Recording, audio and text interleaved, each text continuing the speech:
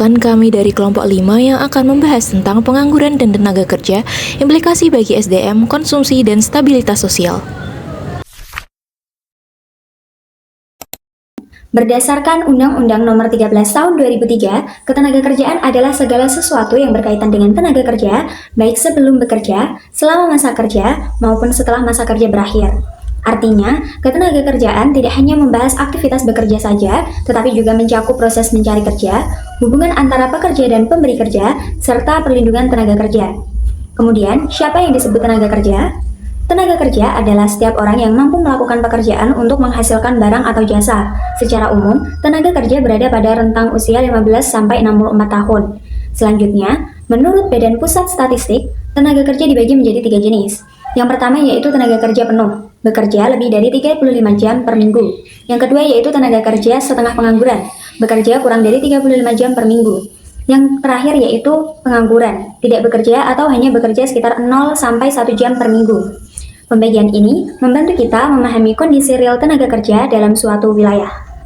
Selanjutnya kita akan membahas tentang angkatan kerja dan bukan angkatan kerja. Angkatan kerja adalah penduduk usia kerja yang sudah bekerja atau sedang mencari pekerjaan. Sedangkan bukan angkatan kerja adalah penduduk usia kerja yang tidak bekerja dan tidak sedang mencari pekerjaan seperti pelajar, mahasiswa, dan ibu rumah tangga.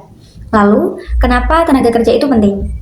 Tenaga kerja itu penting dikarenakan tenaga kerja berperan dalam mendorong produksi barang dan jasa. Tanpa tenaga kerja, proses produksi tidak dapat berjalan. Selain itu, tenaga kerja itu juga menentukan pertumbuhan ekonomi. Semakin banyak dan semakin berkualitas tenaga kerja yang kita miliki, maka produktivitas itu akan meningkat dan pertumbuhan ekonomi juga akan semakin tinggi. Nah, kualitas tenaga kerja yang dipengaruhi oleh pendidikan dan keterampilan juga sangat menentukan daya saing suatu negara. Ketenaga kerjaan mencakup seluruh aspek yang berkaitan dengan tenaga kerja, baik sebelum, selama, maupun setelah masa kerja. Tenaga kerja sendiri adalah penduduk berusia 15-64 tahun yang mampu menghasilkan barang atau jasa. Menurut BPS, tenaga kerja diklasifikasikan menjadi 3 kategori, yaitu pekerja penuh, setengah pengangguran, serta belum atau tidak bekerja. Kondisi ketenaga kerjaan dapat dianalisis melalui beberapa indikator seperti tingkat partisipasi angkatan kerja atau TPAK, tingkat pengangguran terbuka atau TPT, dan tingkat kesempatan kerja atau TKK. Selain itu, terdapat pula indikator lain yang menggambarkan kualitas serta pemerataan tenaga kerja. Nah, pengangguran sendiri terbagi menjadi 3 jenis, yaitu pengangguran friksional yang bersifat sementara karena perpindahan kerja, lalu pengangguran struktural akibat ketidaksesuaian keterampilan dengan kebutuhan pasar, dan pengangguran siklikal yang terjadi karena perlambatan ekonomi. Nah, dampak pengangguran tidak hanya menurunkan daya beli masyarakat, tetapi juga dapat meningkatkan angka kemiskinan dan memicu berbagai permasalahan sosial. Sebagai contoh, studi kasus pada PT Tekstil Nusantara menunjukkan bahwa penggunaan otomatisasi serta menurunnya permintaan pasar dapat menyebabkan munculnya pengangguran struktural dan siklikal. Oleh karena itu, diperlukan upaya penanganan yang komprehensif seperti pendidikan vokasi, pemberdayaan UMKM, pelaksanaan program padat karya, serta kerjasama yang sinergis antara pemerintah, perusahaan, dan lembaga pendidikan. Di sini saya akan menjelaskan tentang jenis-jenis pengangguran. Nah, jenis pengangguran itu ada 3. Yang pertama ada pengangguran friksional, yang kedua ada pengangguran struktural, dan yang ketiga ada pengangguran siklikal. Nah, jadi yang pertama ada pengangguran friksional, yaitu pengangguran friksional mengacu pada situasi di mana pekerja berpindah dari suatu pekerjaan ke pekerjaan lain, atau juga memasuki pasar tenaga kerja untuk pertama kalinya. Nah, pengangguran ini biasanya bersifat sementara dan melekat pada fluktuasi pasar tenaga kerja yang biasa terjadi. Salah satu penyebab utamanya adalah proses alami pergantian pekerja, di mana selalu ada individu yang sedang mencari pekerjaan baru, baik karena baru lulus sekolah, ingin berpindah pekerjaan, atau baru saja kehilangan pekerjaan. Nah, jenis pengangguran ini biasanya tidak menimbulkan masalah besar bagi perekonomian apabila informasi tentang lowongan kerja itu mudah diakses dan proses pencariannya berjalan dengan lancar. Yang kedua ada pengangguran struktural, yaitu pengangguran struktural mengacu pada situasi ketika ada ketidaksesuaian antara keahlian tenaga kerja yang tersedia dan persyaratan keahlian pasar kerja. Nah, kondisi ini itu menandakan bahwa meskipun ada lowongan pekerjaan, sebagian tenaga kerja tidak dapat terserap karena kemampuan atau kualifikasi mereka itu tidak sesuai dengan persyaratan yang dibutuhkan pasar kerja. Pengangguran struktural memiliki dampak yang cukup signifikan bagi perekonomian. Nah, dampak utamanya adalah penurunan produktivitas dan efisiensi pasar tenaga kerja. Karena sebagian tenaga kerja itu tidak dapat ditempatkan pada posisi yang sesuai dengan keterampilan mereka. Nah, selain itu, pengangguran struktural bersifat jangka panjang, sehingga dapat menimbulkan biaya sosial dan ekonomi yang lebih besar, seperti berkurangnya pendapatan rumah tangga, meningkatnya ketimpangan, dan tekanan pada sistem jaminan sosial. Nah, yang ketiga itu ada pengangguran siklikal. Jadi, pengangguran siklikal ini adalah jenis pengangguran yang berkaitan dengan fluktuasi siklus ekonomi selama periode resesi ekonomi. Nah, permintaan untuk barang dan jasa menurun, menyebabkan pengangguran produksi dan akibat pengurangan tenaga kerja. Ketika ekonomi membaik, tingkat pengangguran cenderung menurun seiring singkatnya produksi dan permintaan tenaga kerja. Pengangguran siklikal ini adalah jenis pengangguran yang berkaitan dengan fluktuasi siklus ekonomi selama periode resesi ekonomi, permintaan untuk barang dan jasa menurun, menyebabkan pengangguran produksi dan akibatnya pengurangan tenaga kerja. Ketika ekonomi membaik, tingkat pengangguran cenderung menurun sehingga meningkatnya produksi dan permintaan tenaga kerja. Selanjutnya adalah tingkat partisipasi angkatan kerja atau TPAK. TPAK atau tingkat partisipasi angkatan kerja memperlihatkan sebuah ukuran proporsi penduduk usia kerja yang secara aktif terlibat dalam pasar tenaga kerja, baik yang tengah mencari pekerjaan maupun yang sedang bekerja. Nah, tingkat partisipasi angkatan kerja atau TPAK itu bisa dinyatakan untuk semua tenaga kerja yang tersedia atau jumlah tenaga kerja berdasarkan suatu kelompok, desa, kota, tingkat pendidikan, dan jenis kelamin. Nah, diketahuinya TPAK akan membantu melihat potensi penduduk yang bekerja. Potensi penduduk untuk bekerja akan tinggi jika jumlah angkatan kerja juga tinggi. Semakin tingginya jumlah angkatan kerja, maka semakin rendah jumlah bukan angkatan kerja. Nah, pada tingkat partisipasi angkatan kerja terdapat beberapa hal yang dapat mempengaruhi menurut Kodrat 2007 adalah usia, jenis kelamin, dan peluang dalam mendapatkan pekerjaan. Pada usia pengaruhnya terlihat pada banyaknya usia produktif yang masih mengenyam pendidikan sehingga untuk bekerja masih belum menjadi suatu kewajiban. Pada bagian ini, saya akan menjelaskan tentang dampak pengangguran. Pengangguran itu tidak hanya berdampak pada individu saja, tetapi juga memengaruhi berbagai aspek kehidupan, terutama dalam bidang ekonomi dan juga sosial. Dampak tersebut dapat dilihat dari sisi bisnis, daya beli masyarakat, dan juga stabilitas sosial. Yang pertama yaitu dampak pengangguran terhadap bisnis. Dari sisi bisnis, pengangguran itu memiliki dampak yang cukup besar terhadap perekonomian, khususnya dalam menurunkan produktivitas ekonomi suatu negara. Ketika banyak tenaga kerja yang tidak terserap, maka potensi produksi yang seharusnya bisa dihasilkan itu menjadi tidak optimal. Selain itu, pengangguran juga dapat menghambat pertumbuhan ekonomi. Hal ini terjadi karena aktivitas produksi dan distribusi tidak berjalan maksimal, sehingga berdampak pada menurunnya pendapatan rumah tangga. Kemudian dampak lainnya adalah meningkatnya kemiskinan dan beban sosial negara. Ketika banyak masyarakat tidak memiliki pekerjaan, maka kesejahteraan mereka menurun dan pada akhirnya pemerintah harus mengeluarkan lebih banyak biaya untuk bantuan sosial. Oleh karena itu, diperlukan kebijakan yang tepat seperti peningkatan pendidikan, pelatihan tenaga kerja, serta perbaikan kebijakan ketenagakerjaan agar pengangguran dapat ditekan. Kemudian yang kedua yaitu dampak pengangguran terhadap daya beli. Pengangguran itu secara langsung menyebabkan daya beli masyarakat menurun. Mengapa? Karena masyarakat yang tidak bekerja tidak memiliki penghasilan tetap, sehingga kemampuan mereka untuk memenuhi kebutuhan juga berkurang. Nah, akibatnya permintaan terhadap barang dan jasa itu juga ikut menurun. Kondisi ini membuat pelaku usaha dan investor menjadi kurang termotivasi untuk mengembangkan usahanya, sehingga investasi produksi juga ikut menurun. Selain itu, pengangguran juga menyebabkan pendapatan nasional berkurang. Ketika banyak masyarakat tidak berpenghasilan, maka konsumsi secara keseluruhan akan turun.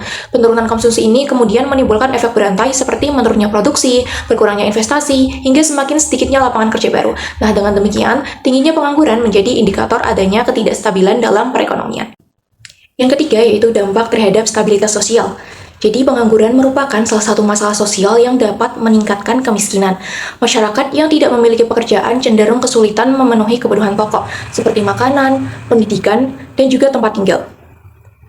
Kondisi ini dapat memunculkan berbagai masalah, seperti meningkatnya jumlah pengemis, gelandangan, dan juga fenomena sosial lainnya. Selain itu, tekanan ekonomi akibat pengangguran juga dapat meningkatkan angka kriminalitas. Beberapa orang terpaksa melakukan tindakan kejahatan karena tidak mampu memenuhi kebutuhan hidupnya dengan cara yang wajar.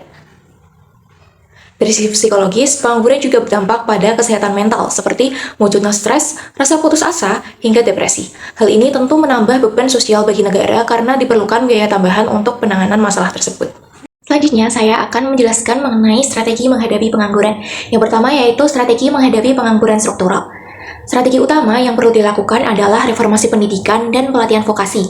Program pelatihan seperti Balai Latihan Kerja perlu disesuaikan dengan kebutuhan industri modern, seperti keterampilan digital, pemrograman, hingga kecerdasan buatan. Dengan begitu, tenaga kerja memiliki kompetensi yang relevan dengan pasar kerja. Selanjutnya, diperlukan penyesuaian skill tenaga kerja dengan kebutuhan industri. Hal ini penting karena pengangguran struktural sering terjadi akibat ketidaksesuaian antara kemampuan tenaga kerja dan tuntutan pekerjaan. Kemudian, pemerintah juga perlu mengembangkan sistem informasi pasar kerja berbasis data yang akurat dan real-time. Sistem ini berfungsi untuk mengetahui kebutuhan tenaga kerja di berbagai sektor, sehingga kebijakan yang dibuat lebih tepat sasaran. Selain itu, diperlukan kebijakan fiskal yang berfokus pada penciptaan lapangan kerja. Artinya, pemerintah tidak hanya mendorong konsumsi, tapi juga harus mendorong produksi dan penyerapan tenaga kerja. Terakhir, transformasi digital tenaga kerja juga menjadi hal yang penting.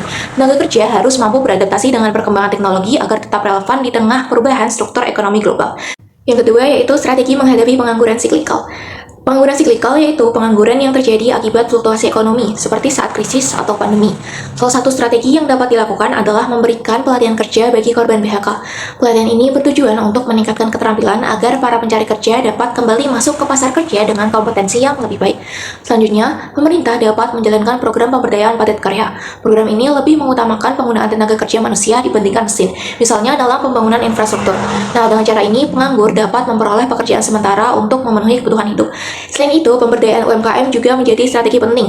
UMKM memiliki peran besar dalam menyerap tenaga kerja, terutama saat kondisi ekonomi menurun. Dukungan dapat diberikan dalam bentuk pelatihan, bantuan modal, dan pemanfaatan platform digital. Yang terakhir, penyelenggaraan job fair juga dapat membantu mengurangi pengangguran.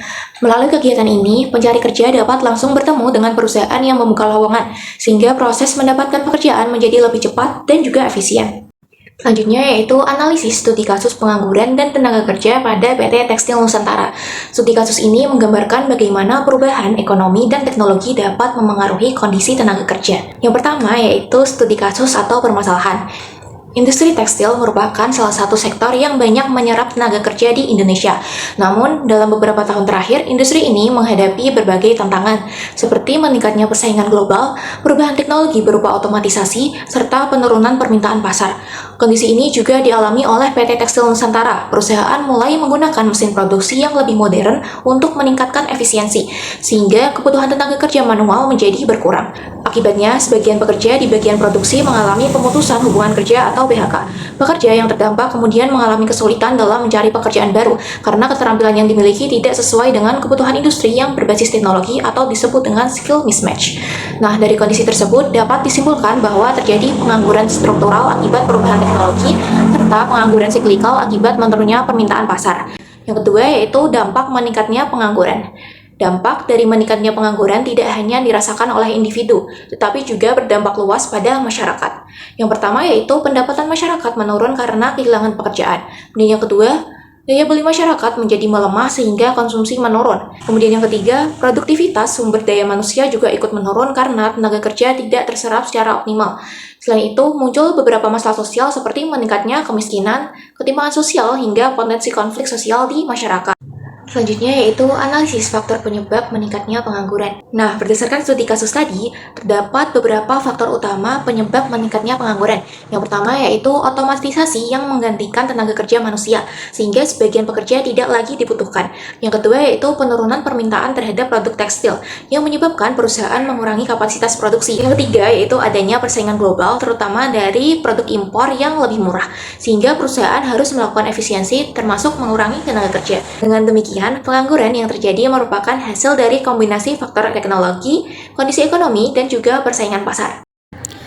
Jadi, kesimpulannya, ketenaga kerjaan mencakup segala hal yang berkaitan dengan tenaga kerja sebelum, selama, dan sesudah masa kerja. Tenaga kerja adalah penduduk usia 15-64 tahun yang mampu menghasilkan barang atau jasa. Menurut BPS, tenaga kerja dibagi menjadi 3 kategori, yaitu pekerja penuh, setengah pengangguran, dan pengangguran. Kondisi ketenaga kerjaan diukur melalui indikator seperti TPAK, TPT, dan TKK, serta indikator lain yang menunjukkan kualitas dan distribusi tenaga kerja. Pengangguran terdiri dari 3 jenis, yaitu friksional, siklikal, dan struktural. Dampaknya meliputi penurunan daya beli, meningkatnya kemiskinan, serta masalah sosial. Studi kasus pada PT Tekstil Nusantara menunjukkan bahwa otomatisasi dan turunnya permintaan pasar dapat memicu pengangguran struktural dan siklikal. Penanganannya memerlukan peningkatan pendidikan vokasi, pemberdayaan UMKM, program padat karya, serta kerjasama antara pemerintah, perusahaan, dan lembaga pendidikan.